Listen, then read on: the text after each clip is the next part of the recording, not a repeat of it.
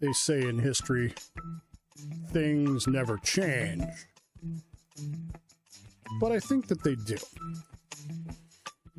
Mark Twain once said, history doesn't repeat, but it does echo. It does rhyme. And I think there's some validity to that. But it also seems like the more things change, the more they do stay the same.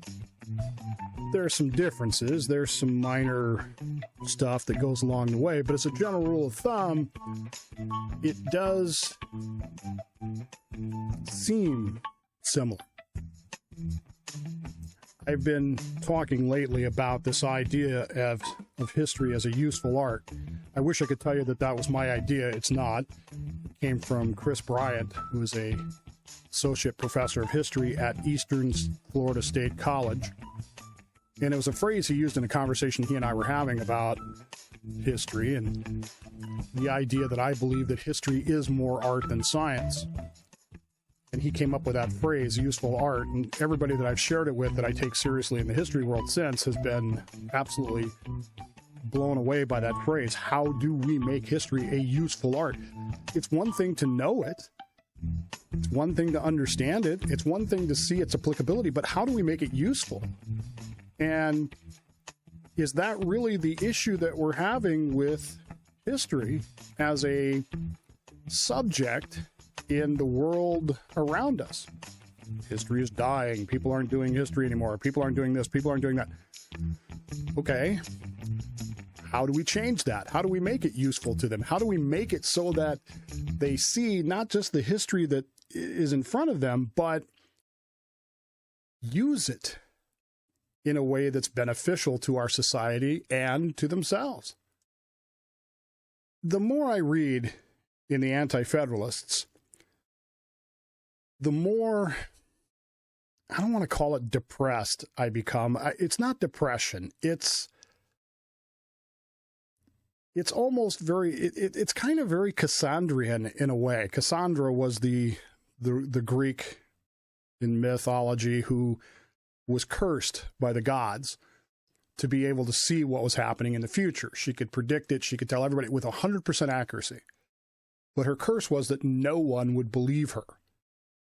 And in some ways, I feel like the Anti-Federalists are very Cassandrian, and I feel similar to that. I'm not saying that the Anti-Federalists were 100% right. There were things that the Anti-Federalists were wildly incorrect about, things that they didn't understand, things that the framers, the Federalists, were able to see with prescience into the future and understand that things were not always going to be the same. You know, we talked the other day about this idea that I don't think that the framers would be surprised by our computers at all. I really don't. I think that they would have seen that coming. What they would have been surprised about is the fact that we were failing as virtuous citizens, whereas the Anti-Federalists wouldn't have been surprised by that at all, but clearly would have been surprised by some of the changes in technology. They seemed to think everything was just going to stay the same forever. But the more you study the Anti-Federalists, you have to understand their understanding of history, and that takes you back into Greco and particularly Roman history, which for some reason, and I'm not completely clear on it, I think Cato had a lot to do with it, but they are just absolutely engrossed. Americans in general of the 18th century were very, very engrossed with Roman history. The Roman Republic in particular, and its fall into the empire, which, you know, I mean, that's the story of Star Wars, right? This is how liberty dies, to thunderous applause. And in many ways, that's taken right out of the vision of the Roman Republic. When we talked about Cato, both the Anti-Federalist and the Roman senator, in the dying days of the Roman Republic, and some of the things they were going through. Rigged elections is a huge concern in Rome. There's actually a scene in the TV series Rome, which again, it's an adult-themed series, but it's a pretty good series. There's a scene in that where it becomes very clear. One of the men running for office has been asked to run for office. And as he's running, he's trying to get prepared for the debates, and he's trying to get prepared for the job, and he's trying to figure out what it is that he's supposed to do. And he's chided by the campaign manager. Don't you understand? You've already won the election. You don't need to worry about those things. The election is rigged. You'll be there. But it didn't mean that the campaign didn't go on, and there's plenty of mudslinging. And Roman mudslinging is particularly, I don't know, it tends to be very sexual in its nature.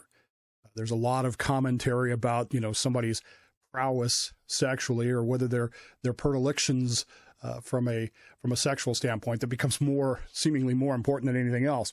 It's kind of funny looking at it, with a long eye. But at the same time, it's the kind of thing that today would make us very uncomfortable. If all we ever talked about in today's elections was the sexual prowess of John Fetterman, I think we'd get a little creeped out by that. I really do. Do you really want to hear about Mehmet Oz's sexual preferences? I don't. I don't even want to hear about Kim Schreier or Hillary Clinton or anybody else. But in Rome, that seemed to be the go-to thing, because everyone understood that the elections were basically rigged, and that bribery was basically part of the ritual of an election. It's called ritualized bribery, but it's so much more than that. I mean, it's almost as if it's part of the checkoff sheet. Have you bribed this person? Have you bribed that person? How much did you bribe them? Did you offer them more? Did you offer them a job? Bill's been dealing with that down in Florida with the sheriff down there, who's been accused of offering jobs for candidates to do things the way he wants them done. In Rome, this is almost expected. And it leads to a lot of corruption, and it leads to a lot of problems. And you might say to yourself, but Dave, that was 2,000 years ago. It doesn't matter anymore. Except that it kind of does, doesn't it? People complain to me all the time today about rigged elections. Elections are all rigged. The famous scene in the movie Gas Hole, which I went to see back in Turlock back in the day. And there's one of the guys they're interviewing who says, "Well, I don't. If they really, why even vote? It doesn't matter. If your vote meant anything, they wouldn't let you do it." Which is kind of a negative attitude about it, and it's certainly not the attitude of the virtuous citizen. But he's not completely wrong. Many people think that today's elections are rigged, and I'm going to tell you that they are, just not the way that you think they are. It's not some machine somewhere. It's not 2,000 mules. That's not what we're talking about. We're talking about the way the system is in place now to, once a person is in power, to maintain that power. The laws are written to make it easier on incumbents. They don't have to do the things that challengers have to do. The monetary system associated with candidacy, particularly with the idea of war chests and PACs, is insane. I mean, it really is insane. And you talk about ritualized bribery. Again, I don't think you should get your politics from movies and TV shows, but if you haven't seen the film, the Eddie Murphy film, The Distinguished Gentleman, you should watch it. Most of the scientific premise of the film is bunk, but the political premise of it is fascinating. And it's uncomfortable because as you watch it, you think to yourself, well, that's outrageous. And then you look at your news and you think, well, that's crazy. And you think it would never be that way. And then you pick up the Wall Street Journal last week and read about government officials making millions of dollars trading their stocks as they knew what was about to happen with COVID. These government officials knew that they were going to do something tragically bad to Americans, And they didn't warn you. They didn't call you and tell you, hey, you better sell this stock because that company's going to go down. Or even worse, they didn't call you and say, hey, you should buy Pfizer or you should buy Zoom or whatever because these are going to become big. They didn't tell you that. But they did. Millions they made in what is essentially ritualized bribery while they screwed over the American people and, of course, continued to rig the election. And it's kind of funny to watch some of these ads now talking about how there are ads running up here for Democrats who are running for office who are explaining to me that they limited insulin to $35 a month and that without them, that would never have happened. Now, look, I get retconning and I get, going back. I distinctly remember that was Democrats saying they shouldn't do that when President Trump did that. Now, again, I don't agree with Trump doing it by executive order, but, it's all about context, right? In the ads of today, people don't worry about context. It's just zinger issues. It's like the so-called debates. I've told you this for years, even when I was on the air. I don't watch debates anymore. I don't care because the debates are they're kabuki theater for starters. They are a great example of Roman politics in the sense that the ritualized bribery is on display, the mudsling is on display, and it's just zinger issues. That's all it is. It's sound bites. There's no actual substantive conversation about anything at all. Nothing. Not a damn thing. And yet we tune in like this is going to be the most important thing. This is the most important debate since the Kennedy-Nixon debate of 1960. No, it's not. It's not only not important, it's not even useful because anything you can get from that debate, you're going to get from a 30-second TV or radio ad that's already running, which explains to you that your opponent is, anti-abortion or pro-abortion or hates puppies or hates the vets or whatever. And whatever that person is, if they get elected, it's going to be the end of the universe. You understand that? This is the most important election we've ever had. And if that person gets in, you are screwed. And so you better vote for me because otherwise, well, I won't screw you. Except that, I'll go trade my stocks and forget to tell you about it. We're no longer interested in electing the best person for a job. Okay, we never really were interested in electing the best person for the job. I'm not naive, folks. I understand politics has been around from the beginning. And American politics has always been particularly vicious, particularly snarky, particularly engaged in the mudslinging of the day. There were times, James Madison is a great example of this. James Madison didn't go to his state's constitutional convention. He was not elected to go to the state's constitutional convention, Virginia. The guy who wrote the Constitution, for all practical purposes, was not elected by the people of his district to go to the convention in wherever it was, Williamsburg, in Virginia. You know why? Because his opponent got everybody drunk and got him to vote for him. He bought more whiskey than James Madison did. And Madison was pissed about that. Mad as you can all get out. This has been American politics from the beginning. I get it. Believe me, I understand that. But it's no longer even, it's not even like high school. Way back when, and I'm thinking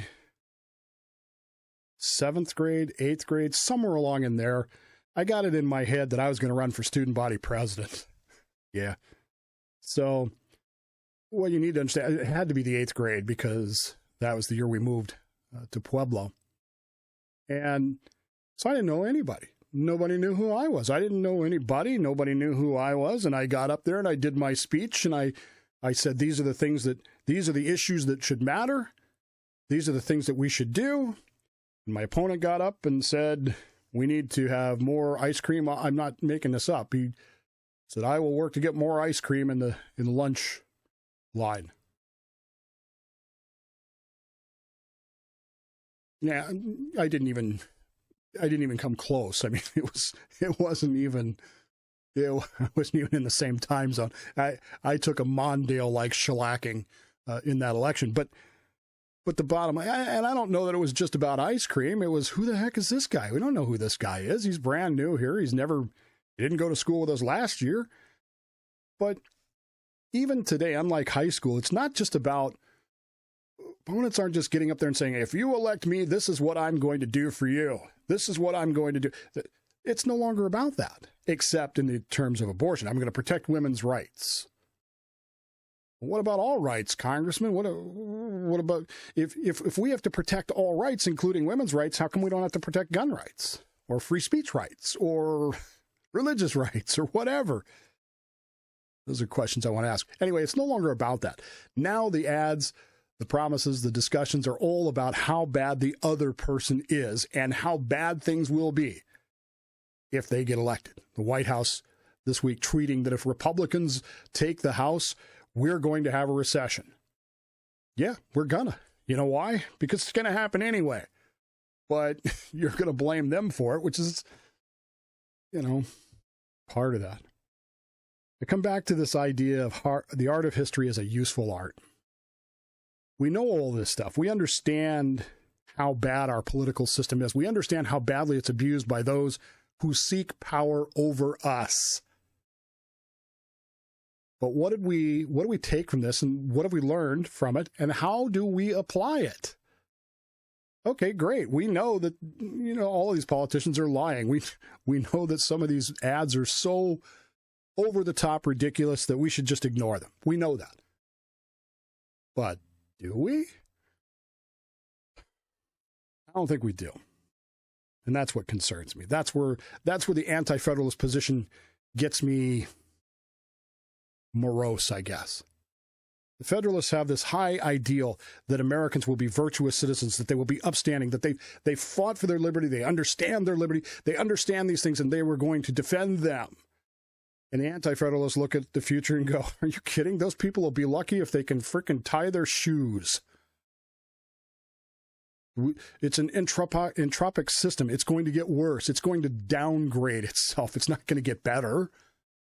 And I think that's the biggest difference between the Federalists and the Anti-Federalists. The Federalists look at the future with a very bright view, and the Anti-Federalists look at it with a very dim view. And in that aspect of it, you'd have to say that the Anti-Federalists were right, that the system has certainly devolved away from what it was intended to be. Had it maintained its intentions, you'd have to think things would be different. How do we change it? Well, we have to start with ourselves. It has to start with me. I have resolved in my own mind to not be accepting of things just because they're said. We have to stand for something, and we have to be willing to say that we're standing for something, that we're standing for who's the best person to represent us, not who's the best person that says things I like. Anti-Federalists and Federalists were willing to stand for what they believed, but they also saw in their debate that had many of the problems that we have today, they were able to overcome those by using things that we don't have in our debate system today, our discussion system today. Number one, they had civility. Yes, they called each other names. Yes, they questioned motives. But I can't find where they ever questioned character. I can't find where they ever say, that person will destroy you if you put them in office. They may not have agreed. They may have been concerned that the system would devolve, but they never said that person will become personally evil. Most of all, they had a commonness of purpose. They understood what they were trying to do, which was move the nation forward with caution and guarded optimism. We don't have that anymore, folks. We do not have any of that anymore at all. We don't have a willingness to move forward except my way or the highway, because if we don't do it my way, then everything's going to be a disaster. And even if it's not going to be a disaster, I'm going to turn it into a disaster. I told you this in 2016, and after November 2016, I told you, Trump will never be allowed to be a great president. Nothing that he does will be allowed to be anything but a problem. $1.75 gas, that's a problem. Destroying the universe. Peace in the Middle East, that's a problem. And don't kid yourselves. The Republicans are going to do the same thing if they win. They're already talking about impeaching Biden. Why? I mean, I get it. Okay, well, he's evil and he's dumb and he's this, that, and the other. But the pragmatic political reality as it is, if you impeach him, you get Kamala Harris. Oh, and you piss off the part of the country that, and then you've got the issue of you're still not going to have enough votes to do it. So why are you wasting your time with it? And you are wasting your time with it. We have none of that willingness to move forward with caution and guarded optimism anymore. We have no willingness to have a commonness of purpose, and we certainly have no civility. We have none of that today. And